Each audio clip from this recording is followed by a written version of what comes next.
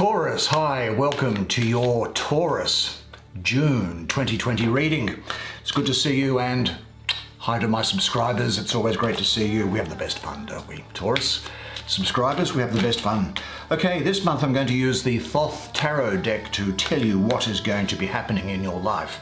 Now, I like the Thoth deck. It's got a lot of spiritual imagery in it and esoteric imagery, so I might point out a few things with my pen along the way.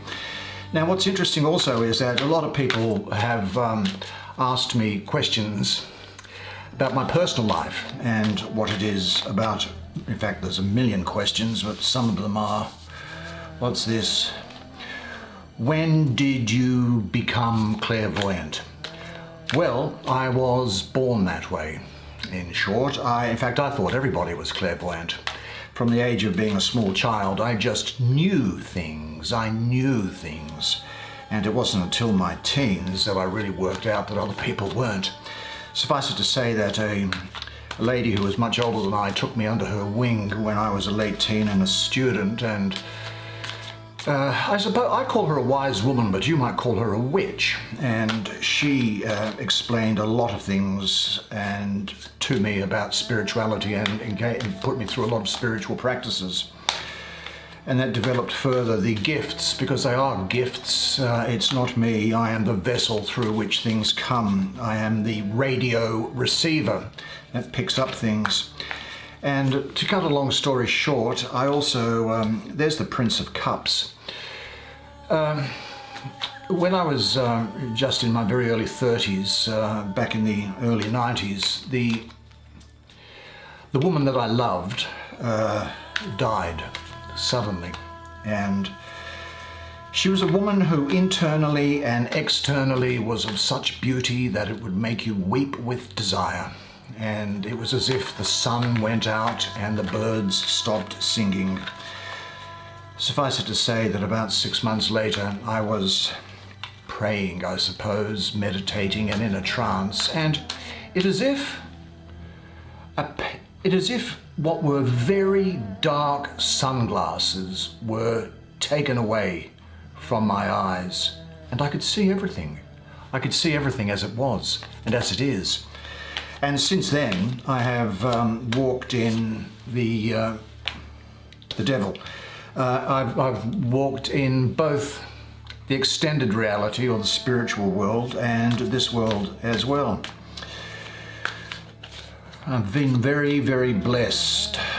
Do I have a day job? No, I don't have a day job. I haven't had a day job for 20 years or more, I suppose. I do this, I do a lot of healing, I do spiritual work. When I say I do healing, the power, like electricity, comes through me. It's not me. I want to make it very clear. I am, again, the vessel, the telephone line through which the healing occurs. And the healing is that which is not meant to be, such as if there is some error in the psychology or the spirit or in the mood or in the physical being of the person that's not within the plan of the divinity, and in which event it is put right. Of course, there are some spirits that are trapped on this plane and they inhabit places, and places where people live. And one of the gifts, I suppose, that I have also been given is to discern spirits and to be able to coax them on their way, or to deal with those that are malevolent. There is the Four of Wands. That's another one. Well, basically, will I tell you about my children? I'll only say this about my children. I am a father and I have more than one child. Do I have hobbies? Well, yes, physics, evolutionary biology, the Emperor, and chemistry and philosophy, I suppose. And I've studied those to a very high level. Adjustment. That's enough for me. Why don't we now look at these cards together and we can talk about you when we do this. Gee, there's a lot of sexual energy surrounding this spread, I have to say. Let's have a look at this Prince of Cups first, shall we? And I'll go through some of the esoteric detail of these cards, as I mentioned in the introduction. Well, here the Prince of Cups appears naked, apart from his helmet, which has the crest of an eagle. He is seated on a shell-like chariot drawn by the Eagle of Scorpio. Eagle is the final stage of Scorpio. It's the scorpion, the snake, and then the eagle in the exalted form of Scorpio. Now he rides over a lake of water and holds a cup in his left hand from which a serpent emerges, and an inverted lotus in the right hand. Now that's interesting, this lotus pointing downward towards the water. The lake is calm, but heavy rain seems to be falling down upon it, doesn't it? Well, the scorpion has always been a biblical imagery and a Christian image for centuries. Now, the Prince of Cups rules the airy part of water, and following the elemental dignity rules, water and air strengthen each other but are neutral. So there's no elemental contradictions in his makeup. However, in the Prince of Cups, they combine with the energies of Scorpio to make him quite an intense character. And as an agitated stream flows, so does the Prince of Cups, trying to get the most out of life as is possible. Now, I'm really getting a lot of Libra and Scorpio around him. I'm getting that sort of end of Libra to the first couple of decades of Scorpio about him, so I think that you'll be interested in or have something to do with people who are Libra or Scorpio during this time.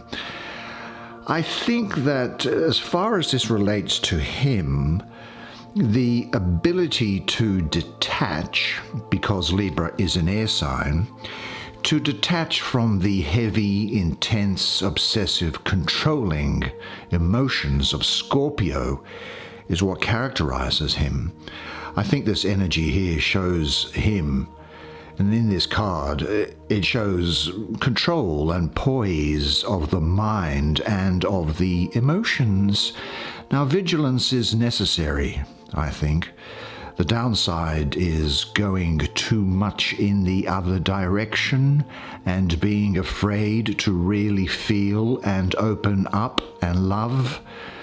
Many people do this, kind of acting cool and detached and untouchable, but it's all a false front for fear and insecurity.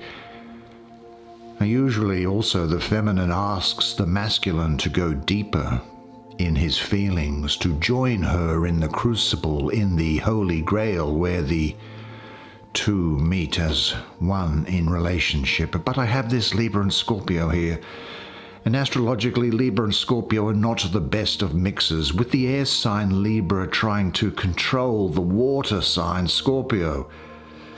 And in Scorpio, the first two decans of Scorpio are controlled by Mars and Sun, respectively. And I think they give rise to his aggressive, ambitious personality. Well, let's have a look at him. Well, first of all, his chariot is over the water, isn't it? And what we can say about that is that, well, it's shaped like a seashell, but look, it doesn't touch the water. See, there's the water there. It's not touching the water. And it's driving over it in the air, so he's not really engaging in his emotions to the extent really that they hold him back in life. I think this implies also a secretive nature who will not allow us to see his depth and what lies under the water. He wants to always move forward with his life. Now, in his left hand here, he's holding the reins which control the eagle. They are black, the reins, which implies the decay which is associated with Scorpio for me. In his right hand, and I mentioned this before, he has this inverted lotus blossom symbolic of water. Now this implies, I think, that he holds his emotions and intuition as less important than his intellect. So his emotions and intuition take a backward role in his life. Now, there is a cup here with a coiling serpent in it. Now, the serpent is also a symbol of Mercury and the intellect. And he looks at this, doesn't he? He's looking at this serpent here, this sign of the intellect, really in preference to this lotus, which is that of the emotions. Now, I'm looking also, just interesting here, I'm looking at 1, 2, 3, 4, 5, 6, 7, 8. 1, 2, 3, 4, 5, 6, 7, 8. Yeah, see, each of these bundles of feathers on the wings here and this number of clouds here are 8. They represent, in mystical terms, an area of divine emanation prior to the commencement of prior to the emergence of space and time from out of spirit in the act of divine creation, which is known as Hod.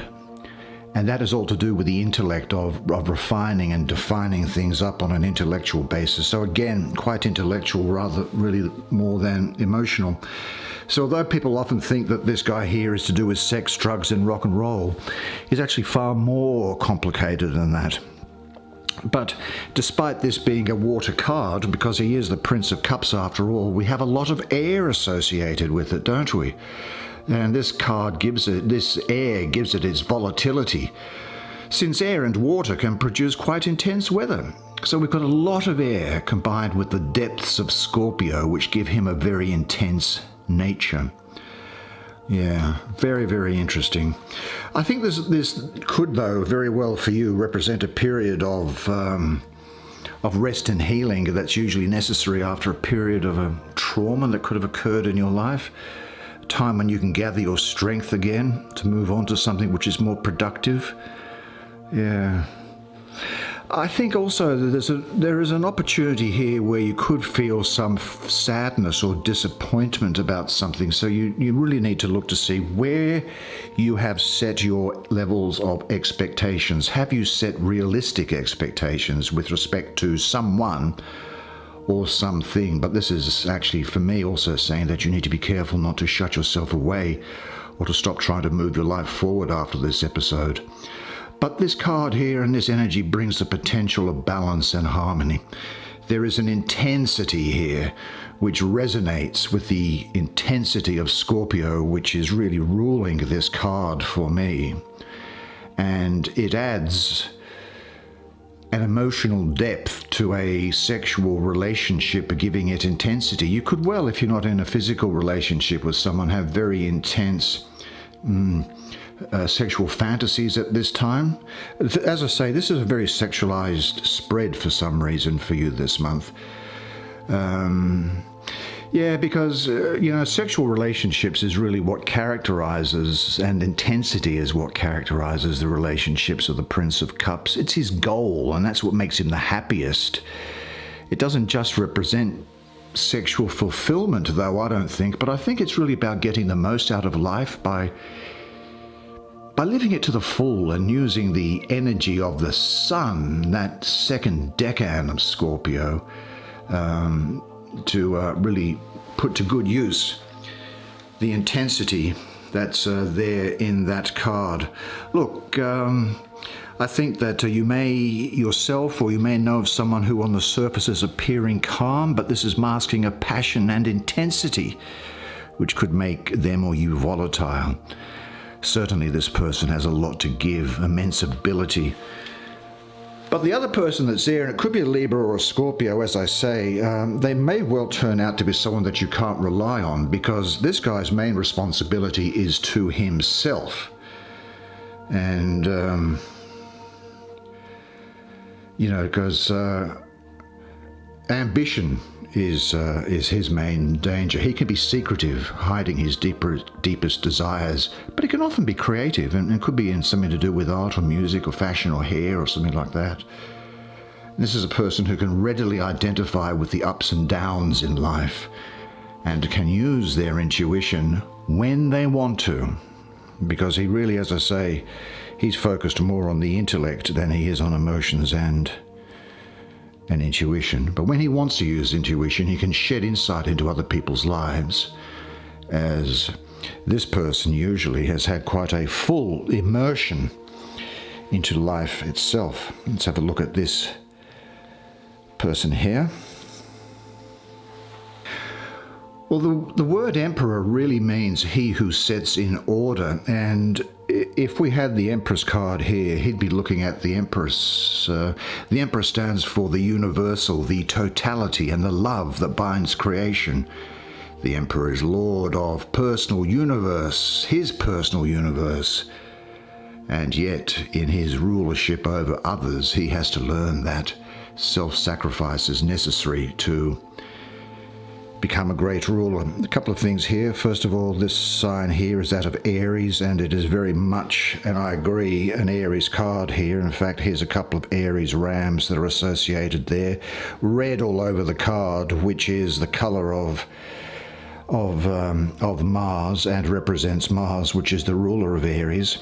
And this Hebrew letter here, this biblical Hebrew letter here, is a thing called Zadi, which means, what does it mean? It means fishhook. So it's about going out and getting information from other people. Well, that's what emperors need to do, don't they? They don't wait for things to happen. They find out what's going on, and then they press on from there. His body forms a sort of a triangle over that of a cross. You see his legs are crossed like that, and yet his body comes across. And that symbolizes for me the triumph of spirit over matter. He has a golden crown hair, which is representative of the sun, which is coming behind him, because of course in astrology, in ordinary astrology, the sun is exalted in Aries. And so there you are. Is there anything else of particular interest there? Look, here is the lamb. Now, the lamb was certainly in Christian and Hebrew literature in the Old Testament seen as being the animal that was very often sacrificed to God. And in fact, in the Christian New Testament work, the Gospel according to John, the Jesus figure is referred to as the Lamb of God. In fact, if you read those Gospels, you'll find that in his Gospel, the Jesus person was executed the day before the Passover meal, whereas in Mark, Matthew, and Luke, he was executed the day after the Passover meal, which is beautiful from a theological point of view, because it equated Jesus with a lamb, because the lambs are all being slaughtered on the day before the night of the Passover meal, and so that's where the Lamb of God comes from in that Gospel of John. Just a little bit of interesting sidelight for you there. Look, here is someone who I think is saying to you that you are going to be interested with power and control over other people. You could be taking on responsibility for others, perhaps with a family member who are relying upon you for their security. You'll be a natural leader and organizer, working from a point of fairness with others. I think you'll prefer to be your own boss or the leader of others rather than a follower. Now, if you are currently having life problems, the Emperor encourages you to take responsibility, breaking problems down into smaller, manageable chunks and working systematically through them.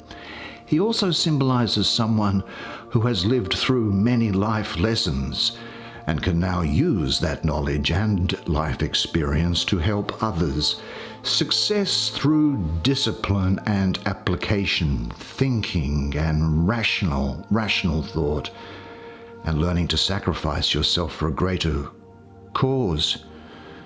And of course, also in a spiritual sense, only by surrender do we gain spiritually. Again, I'm getting a sexual feeling that's associated with this. Now, I don't mean any disrespect to you, but there is a sexual element here of discipline in sexual elements, either in fantasy life or in sexual life there as well. But let's look at this card, which is the Four of Wands. Yeah, well, this Four of Wands can be seen in a circular fashion, really, kind of like a mandala. A mandala is usually a circular physical object which is meditated upon in Tibetan Buddhism to assist in spiritual practice.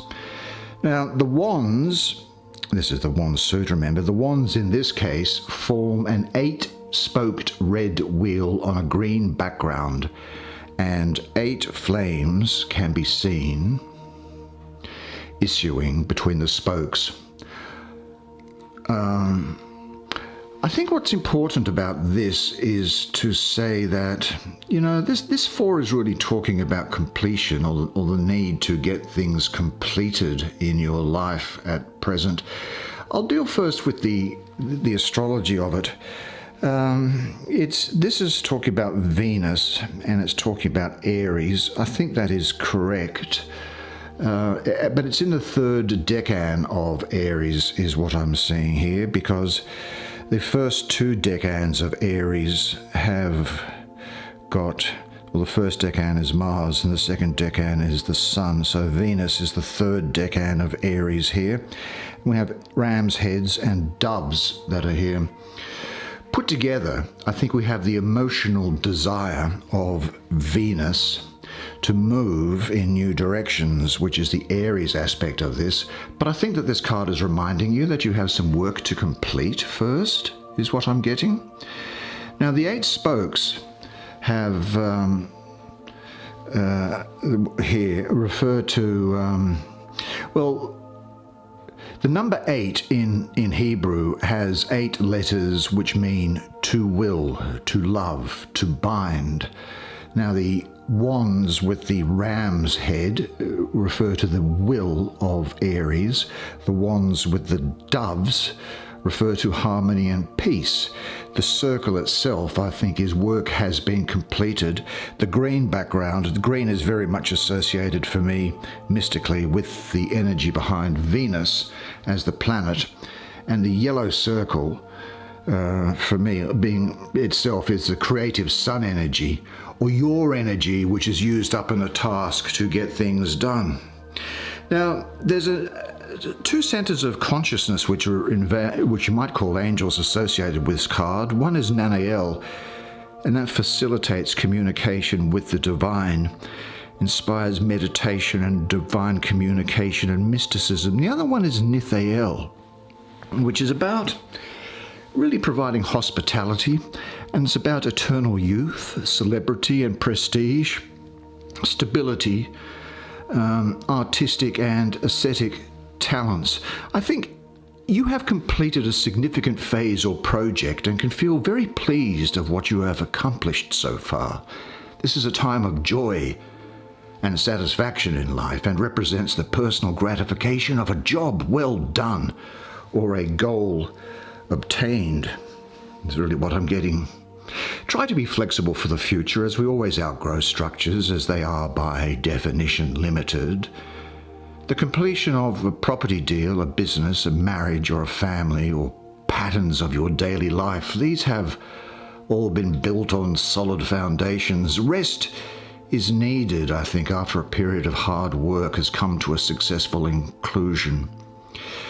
There is a need for security, which is indicated to me by this number 4, and of wholeness, which is associated by this circle here. Completion of a phase in your life, perhaps around the home or in your career, is things. And I think that you'll understand that you will accomplish much and much more easily when there is stability and harmony in your life. And I think what this is also suggesting is that you should deal tactfully, with sensitivity and gentleness when you're dealing with other people. But you already know that. You're the experts at diplomacy. You're the expert at diplomacy, aren't you? Well, I did mention that there was a great deal of sexual energy around this spread, didn't I, this month? But look, here is the devil. Now, this card represents the material energy in its most creative form, and looking at the astrological associations, which I can see in it a bit later, you'll see how I arrive at that conclusion that's there. I think what we see here is that there is this thing down here is again a Hebrew letter ayin, meaning eye, which is like the third eye, which you can see on the devil's image here. And so this Thoth devil really represents tunnel vision. He is one pointed in his attention, and this is usually on some sort of a material goal, although not always. Now, it can relate to career or ambition and the fighting for and defending yourself and looking out for your own best interests. So this isn't a negative card to receive in a reading by any means, but it certainly does imply that you can accomplish a lot if you're focused in your life, because the devil is not distracted by other things and possibilities, very much focused on his tasks at hand.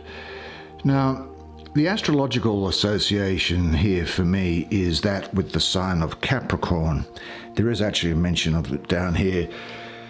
But for me, there's more to it than that, and it's because Capricorn is the sign of business, career, worldly success, and social standing. And Capricorns are usually hard workers and high achievers. And like the mountain goat, they are always constantly climbing. Now, Saturn, and here is a ring of Saturn up here. Saturn rules Capricorn, and Mars is exalted in Capricorn. Now, Mars governs your sex drive and creative energy. Hence, this card has a very strong link to the material side of life and self-ambition. Now, Saturn is also the planet of boundaries and limitations, time, and the cycles of life and death. And Saturn is one of those things that can bring about pain and aggravation at times, or it's about putting you back on your right path. Capricorn is also opposite Cancer on the zodiac wheel. And in Capricorn, we have the winter solstice in the northern hemisphere, and in Cancer, we have the summer solstice, and the opposite in the southern hemisphere. So in Capricorn, the days also start to become longer, and the sun is reborn, so to speak. And this is borne out by the very many sun gods and deities who have a birthday of December 25th. Many of them, Mithra, Dionysius, the Jesus Christ figure, and others all throughout history. This sort of chaos going on out here in the background kind of has the feeling of the sense of Mars itself, doesn't it? Yeah, I really think it does. Now, what do we have here? We have the wand of the chief adept here, and two snakes, and they've got the crowns of Upper and Lower Egypt from ancient times in there on this caduceus. The tree trunk itself and the two testicles which go with it, they penetrate the ring of Saturn at the top of the card, Saturn being the ruler of Capricorn. And these rings of Saturn here are associated with the star goddess Nuit. So we have female energies penetrated by male energies and the implied creative impulse. Now, in here we have souls waiting to incarnate. Three females here paying homage to the goat, one lying prone, and three males here being overcome by a minotaur. And there are 5 pairs of chromosomes in each of the spheres.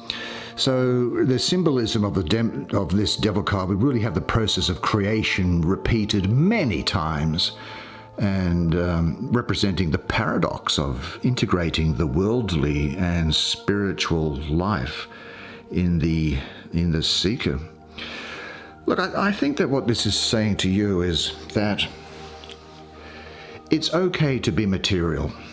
It's okay to give rent and to like material things. It's okay to go ahead with enjoying yourself. It's okay to be ambitious. This can also represent aspects of yourself that you hide away and are afraid to come to terms with, as well as those things other people may not like. Now, historically, you see, the devil was something that society was afraid of. Could be that someone in your life is offending your ideals. Yeah. I think, though, that you could possibly have felt restricted or imprisoned by a situation that you think is out of control, but you have much more control over it than you think. And you need to look out for any addictions that could be coming up at this time, particularly at this time, for the obvious reasons, and need to accept that you have an ambitious side and there's nothing wrong with doing it. But over-investing in a material side of your life can mean that you neglect other matters, and you don't want to do that. And it can also represent, of course, you being very sexually attracted to someone in your life, or the desire to have a relationship.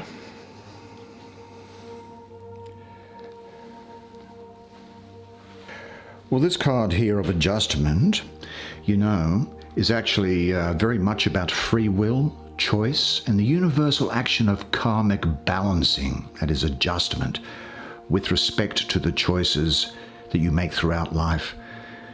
Your choices can be from a wide range of possibilities, represented by the alpha and the omega symbols, which are on these scales here. But in order to make the most enlightened choice, your action must be aligned with your true will, which, simply put, is the main lesson for which we have been incarnated this time. So merging of the free will as a human being with the true will of the soul, which has been set up for our particular life purpose. Now, what's interesting about this card from an astrological point of view is, well, first I'll talk about this. Well, it's Libra is the astrology which has been assigned to it. And here's this Hebrew biblical letter that's down here. Now, if I'm not mistaken, that thing is Lamed, which means like a cattle prod. So it's like fate is, karma is kind of prodding you along in a certain direction. Yeah, sort of bringing you along in a certain direction. Now the sword here is quite phallic, and it simulates procreation. The green background is that of Venus. The Alpha and the Omega signs here, balanced on the crown, show the beginning and ending of possibilities that are open to you, and you've got to choose wisely and follow your life purpose. The black chains that are here, they are the influence of Saturn, which is exalted in Libra. Now, Saturn is also restrictive, and it implies the discipline and focus required to follow your true will to bring about harmony in your life. Now, these blue and green spheres, which are dotted around the place, to me represent the balance of masculine and feminine energies. And this diamond pattern here has been penetrated, and that is the penetration of the hymen of the young woman, which is necessary in order to enable procreation and the continuation of life. I think what this is saying to you is that this is a time for you to be taking stock of your life and seeing what things are useful and what can be let go, and those things that are no longer serving you. To think carefully about your life ahead and to be aware that all actions and decisions have their consequences. Look at this happening personally and universally, and encourage yourself to see karma acting on many different levels.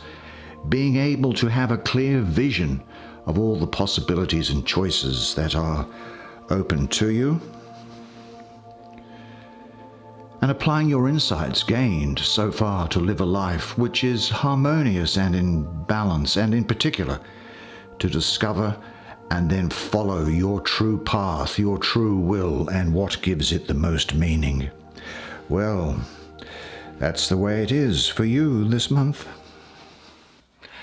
Well, you were fantastic in that reading, as you always are. I hope you enjoyed it as much as I did providing it to you. Do you know, I love doing these readings for you, and I'm glad that you get so much out of it.